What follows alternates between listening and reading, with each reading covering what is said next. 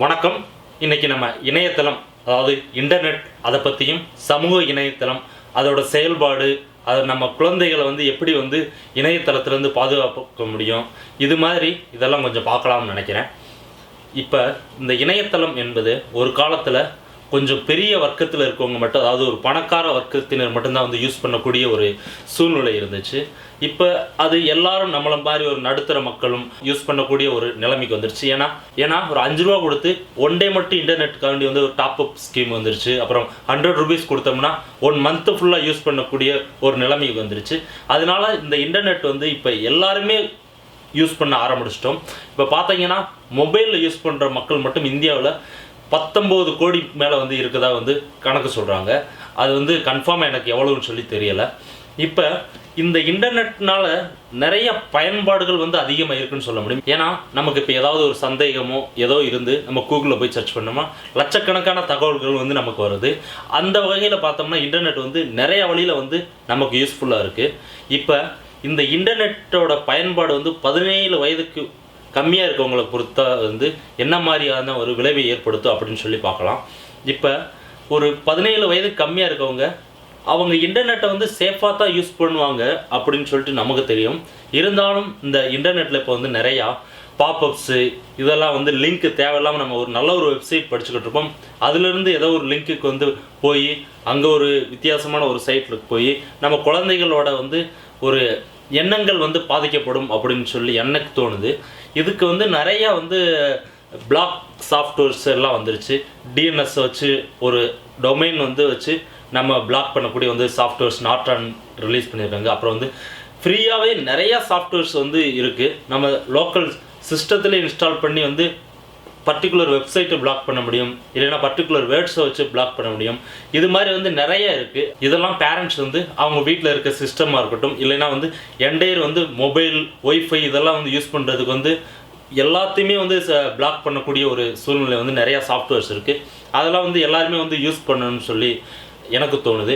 ஏன்னா நம்ம குழந்தைகள் நல்லவங்களாக இருந்தாலும் அந்த லிங்க் இதெல்லாம் பார்த்தீங்கன்னா நம்ம எல்லா வெப்சைட்லேயும் இப்போ நிறையா லிங்க்ஸ் இருக்குது. திடீர்னு ஏதோ கிளிக் பண்ணோம்னா பாப்அப்ஸ் ஆகி வேறு ஒரு லிங்க்குக்கு போகுது. இது மாதிரி இதில் நம்ம குழந்தைகளோட எண்ணங்கள் இதுக்கெல்லாம் தடுமாறுறதுக்கான வாய்ப்புகள் இருக்குது. அதுக்காண்டி நீங்கள் அதாவது ஃபேஸ்புக்கு, ட்விட்டரு இதெல்லாம் யூஸ் பண்ணக்கூடாதுன்னு சொல்ல கிடையாது. அதெல்லாம் கண்டிப்பாக குழந்தைகள் யூஸ் பண்ண தெரிஞ்சுக்கணும்.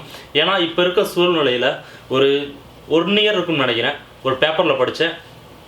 ஒரு பொண்ணு, அதாவது அதுக்கு ஃபேஸ்புக் அக்கௌண்ட் கிடையாது. ஆனால் அந்த பொண்ணுக்கு பேரில் ஒரு ஃபேஸ்புக் அக்கௌண்ட் ஆரம்பிச்சு நிறைய பேருக்கு ஃப்ரெண்ட் ரெக்வெஸ்ட் கொடுத்து, அப்புறம் நிறைய பேட் மெசேஜஸ் அவங்க கிளாஸ்மேட்குள்ளேயே அந்த பொண்ணோட ஐடியிலேருந்து அனுப்புகிற மாதிரி அனுப்பிச்சு. ஆக்சுவலாக அந்த பொண்ணுக்கு ஃபேஸ்புக்னாவே என்னன்னு தெரியாது. அது ஒரு ஸ்கூல் லெவலில் ரொம்ப ஒரு கெட்ட பேரை உண்டு பண்ணுச்சு. ஏன்னா அந்த பொண்ணுக்கு ஃபேஸ்புக் எப்படி இருக்குன்னு கூட தெரியாது. அவங்க ஃப்ரெண்ட்ஸ் மூலியமாக தெரிய வந்ததுக்கப்புறம் தான் தெரிஞ்சிருக்கு. அப்புறம் நிறையா அது இஷ்யூ ஆகி ஒரு வழியாக அந்த பிரச்சனையை முடிச்சு வச்சாங்க. இது மாதிரி நமக்கு டெக்னாலஜி, சோசியல் மீடியா இதை பற்றி நம்ம குழந்தைகளுக்கு தெரியாமல் விட்டோம்னா அதை விட ஒரு முட்டாள்தனமான ஒரு விஷயம் வேறு எதுவுமே கிடையாது. நம்ம அதை எப்படி அவங்க கையாளணும் அப்படின்னு சொல்லிட்டு நம்ம அஸ் எ பேரண்ட்டாக அவங்களுக்கு சொல்லிக் கொடுத்தா மட்டும் போதும்னு நினைக்கிறேன். மோஸ்ட்லி என்ன மாதிரி பிரச்சனைகள் இப்படி சமூக இணையதளங்களில் வருதுன்னா, அவங்களோட செல்ஃபி பிக்சரை அப்லோட் பண்ணாமல் இருக்குது முக்கியமாக பெண்கள் அப்லோட் பண்ணாமல் இருக்குது ரொம்ப நல்லதுன்னு தோணுது. ஏன்னா இப்போ நிறையா ஃப்ரீ சாஃப்ட்வேர் ஃபோட்டோஷாப்ஸ் வந்துடுச்சு. எல்லாமே தலையை மட்டும் ஈஸியாக அவங்க தலையை மாற்றிட்டு வேற ஒரு தலையை ஃபிட் பண்ண முடிய ஒரு சூழ்நிலை இருக்குது. உங்களோட தலையை மட்டும் கட் பண்ணிவிட்டு வேற ஒருத்தவங்களோட தலையை வச்சுருவாங்க. அது மாதிரி இருக்கிறதுனால செல்ஃபி பிக்சர்ஸை மோஸ்ட்லி எல்லா பெண்களும் போடுறதை அவாய்ட் பண்ணுங்கள். அப்புறம் அஸ் எ பேரண்ட்டாக நம்ம குழந்தையோட ஃபேஸ்புக் அக்கௌண்ட்டில் கொஞ்ச நேரத்தில் ஃபேஸ்புக்கோ இல்லைனா ட்விட்டர் அக்கௌண்ட்டோ இல்லைனா அவன் யூடியூப்பில் என்ன மாதிரி வீடியோஸு இது கமெண்ட் போடுறான், இதெல்லாம் நம்ம பேரண்ட்டாக கண்டிப்பாக நம்ம குழந்தையோட இதை பார்த்தே ஆகணும். ஏன்னா நீங்கள் பார்த்துக்கிட்டு இருக்க நிஜத்தில் பார்த்துக்கிட்டு இருக்க குழந்தை இந்த மாதிரி சமூக இணையதளத்துக்குள்ளே வர்றப்ப வித்தியாசமான ஒரு குழந்தையாக தான் இருக்குது. ஏன்னா சமீப காலங்களாக என்னோடய யூடியூப்பு, அப்புறம் ட்விட்டர், ஃபேஸ்புக் இதுலாம் நான் நிறைய கமெண்ட்ஸ் படிக்கிறப்போ பார்த்தீங்கன்னா அந்த குழந்தைகள்லாம் பார்த்தீங்கன்னா ரொம்ப ஒரு வல்கரான வேர்ட்ஸ் எல்லாம் யூஸ் பண்ணுறாங்க. ஒரு காலத்தில் நம்ம ஒரு ஒரு அடுத்தவனோட அம்மாவையோ இல்லை அக்காவையோ ஒரு சின்ன ஒரு கெட்ட வார்த்தையில் பேசுனோம்னா தன்னோட அம்மா தன்னோட அக்காவை கெட்ட வார்த்தையில் பேசுகிற மாதிரி நம்ம ஒரு ஃபீலிங், ஒரு கில்ட்டியான ஒரு ஃபீலிங் வரும். ஆனால் இப்போ பார்த்தீங்கன்னா எவனோ ஒரு எக்ஸு எவனோ ஒரு ஒய்யை வந்து கெட்ட வார்த்தையை வந்து அந்தளவுக்கு வந்து அவங்க ஃபேமிலி மெம்பர்ஸ்லாம் வந்து டார்கெட் பண்ணி பேசுகிறாங்க. இது வந்து கண்டிப்பாக வந்து எல்லாமே வந்து ஒரு ஸ்டூடெண்ட்ஸாக இருக்கவங்க தான்.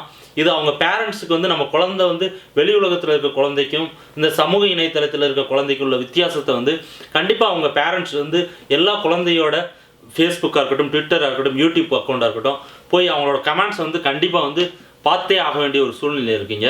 கண்டிப்பாக நீங்கள் பார்த்தே ஆகணும். இது வந்து எப்படி பார்க்க முடியும்னா நீங்கள் உங்களோட குழந்தைகிட்ட நீங்கள் வந்து ஃப்ரெண்ட்லியாக பழகுறது மூலியமாக தான் அவனை பற்றி எல்லாத்தையுமே வந்து நீங்கள் வந்து தெரிஞ்சுக்க முடியும். நீங்கள் ஒரு பேரண்ட்டாக வந்து ஆர்டர் பண்ணிங்கன்னா வந்து கண்டிப்பாக வந்து ஒரு 1008 ஐடி இது மாதிரி வச்சுருப்பான்.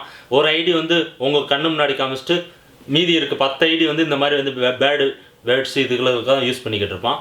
அதனால வந்து நீங்கள் வந்து குழந்தைகிட்ட வந்து கொஞ்சம் ஃப்ரெண்ட்லியாக மூவ் பண்ணிங்கன்னா கொஞ்சம் நல்லபடியாக இருக்கும்னு நினைக்கிறேன். அப்புறம் இப்போ வைரலாக வந்து நிறையா வந்து பரவிக்கிட்டு இருக்குது பார்த்தீங்கன்னா வாட்ஸ்அப். இந்த வாட்ஸ்அப் வந்து பார்த்தீங்கன்னா ரொம்ப மிஸ்பிஹேவ் பண்ணுறாங்க அப்படின்னு சொல்லி எனக்கு தோணுது.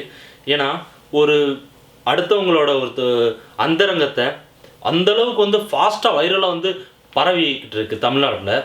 அது வந்து ரொம்ப ஒரு மோசமான ஒரு இது.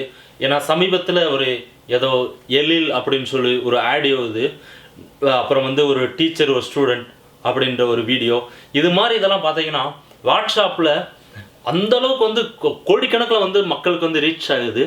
இது அடுத்தவங்களோட அந்தரங்கத்தை அவ்வளோ மனசில் ஒரு சங்குஜமே இல்லாமல் வந்து ஒரு 100 பேருக்கு வந்து நம்ம ட்ரான்ஸ்ஃபர் பண்ணுறது யாரோ ஒருத்தவங்க நமக்கு தெரியாதவங்க ஒருத்தவங்களை வந்து அது போய் பாதிக்குதுன்னு சொல்ல முடியும். ஏன்னா இந்த ஆடியோ இதெல்லாம் ஏதோ ஒரு 2 பிக்சரை வச்சுட்டு வந்து ஆடியோ வந்து ரிலீஸ் பண்ணி நமக்கு வந்து ட்ரான்ஸ்ஃபர் பண்ணுறாங்க.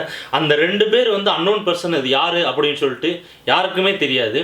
இப்போ நான் ஒரு யாரோ ஒருத்தர் வந்து அந்த ஆடியோ வந்து அனுப்புகிறோம். அப்படி அந்த அனுப்புறதை பார்த்தீங்கன்னா யாரோ அவனுக்கு பிடிக்காத ஒரு 2 பேரோட ஃபோட்டோ வச்சு அனுப்பிச்சிட்டான்னா இது தமிழ்நாடு ஃபுல்லாக வந்து ரீச் ஆகுது. இந்த மாதிரி ஒரு விஷயத்தை வந்து நமக்கு வர்ற ஆடியோவோ வீடியோவோ அடுத்தவங்களுக்கு வந்து கண்டிப்பாக வந்து ட்ரான்ஸ்ஃபர் பண்ணாமல் வந்து நம்ம பார்த்துக்கணும். இதே மாதிரி நம்ம குழந்தைகளுக்கும் வந்து நம்ம எடுத்து சொல்லணும். அடுத்தவங்களோட வந்து யாராச்சும் உனக்கு அனுப்பிச்சாங்கன்னா நீ அடுத்தவங்களுக்கு அதை மாதிரி அனுப்பாத, டெலீட் பண்ணிடு, அதை பார்க்கவும் பார்க்காத. அந்த மாதிரி வந்து நம்ம குழந்தைகளையும் நம்ம வந்து கைட் பண்ண வேண்டிய ஒரு சூழ்நிலை இருக்கும். இது வந்து இப்போதைக்கு குழந்தைகள் வந்து அதாவது பிலோ 30 இயர்ஸ் இருக்கவங்க தான் வந்து மோஸ்ட்லி வந்து நம்ம வாட்ஸ்அப் யூஸ் பண்ணிக்கிட்டு இருக்காங்க. அதாவது 17 to 30 இயர்ஸ் இருக்கவங்க வந்து வாட்ஸ்அப்பில் இந்த மாதிரி கண்டென்ட்டை பார்த்தாலும் அவங்களால வந்து மனதளவில் கொஞ்சம் திடகாத்தமாக கொஞ்சம் தேறி வர முடியும். கொஞ்சம் 17 வயசு கீழே இருக்க வந்து குழந்தைகள் இருக்கவங்கெல்லாம் வந்து இந்த மாதிரி வீடியோவோ ஆடியோவோ அப்படி கேட்குறப்ப அவங்களோட மனசு வந்து கெட்டு போகிறதுக்கான நிறைய வாய்ப்புகள் இருக்குது. இப்போ நம்மளால் இந்த மாதிரி வந்து ட்விட்டரோ ஃபேஸ்புக்கோ வாட்ஸ்அப்போ இல்லைன்னா வந்து வைபரோ இது மாதிரி இதுகள்லாம் வந்து நம்மளால் வந்து தடை பண்ண முடியாது. முடிந்த அளவில் நம்மளால் வந்து அதில் இருக்க வந்து கொஞ்சம் கெடுதல்களை வந்து நம்ம குழந்தைகளுக்கு எடுத்து சொல்லி இது மாதிரி வந்து பயன்படுத்தாத அப்படின்னு தான் வந்து நம்மளால் வந்து பண்ண முடியும். எல்லா பேரண்ட்ஸும் இதை கொஞ்சம் ஒரு இனிஷியேட்டிவாக எடுத்து உங்கள் குழந்தைகளுக்கு வந்து நீங்கள் கண்டிப்பாக அவங்களோட அக்கௌண்ட்ஸ் எல்லாத்தையும் வந்து நீங்கள் பார்க்கணும். வீட்டில் இன்டர்நெட் வந்து கொஞ்சம் செக்யூரிட்டிக்காண்டி கொஞ்சம் காசு ஸ்பெண்ட் பண்ணி நிறையா உங்களுக்கு தேவையில்லாத வெப்சைட்ஸ் இதிலெல்லாம் வந்து கொஞ்சம் பிளாக் பண்ணுங்கள். இது மாதிரி பண்ணிங்கன்னா ஓரளவுக்கு இந்த சைபர் கிரைம், அந்த சைபர் புல்லிஸ் இது மாதிரி இதிலெல்லாம் வந்து நம்ம குழந்தைகளை வந்து நல்லா பாதுகாக்க முடியும்னு சொல்லிட்டு எனக்கு தோணுது. என்னோட இந்த வீடியோ உங்களுக்கு பிடிச்சிருந்தா உங்களோட ஃப்ரெண்ட்ஸு எல்லாத்துலேயும் ஷேர் பண்ணுங்கள். நன்றி, வணக்கம்.